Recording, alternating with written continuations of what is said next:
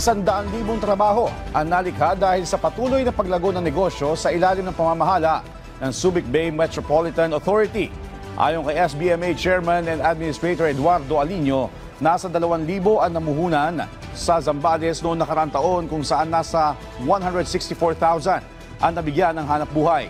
Dagdag pa ni Alino, ang patuloy na paglago ng negosyo sa ilalim ng kanilang pamamahala ay alinsunod sa direktiba ni Pangulong Ferdinand R. Marcos Jr.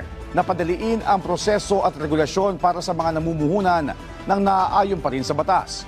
Naasahan din ng Subic Bay Freeport na maging kauna-unahang carbon-neutral green port city sa taong 2040. Patuloy din ang pakikipagtulungan ng SBMA sa iba pang ahensya ng pamahalaan, maging sa pribadong sektor para mas mapaganda pa ang serbisyo nito. Sinabi sa akin ng Pangulo kung gaano kaimportante ang SBMA at ang Subic itself. No? Sabi niya, sa dami ng namumuhunan, mga stakeholders dyan at empleyado, asikasuhin mo at alagaan sila. Sa pinagbili niya sa akin na kung anong kailangan na mapadali ang paghahanap buhay sa loob ng Subic o ng pagre-regulate ng ahensya ng SBMA, ay gawin mo. Of course, will be according to the law.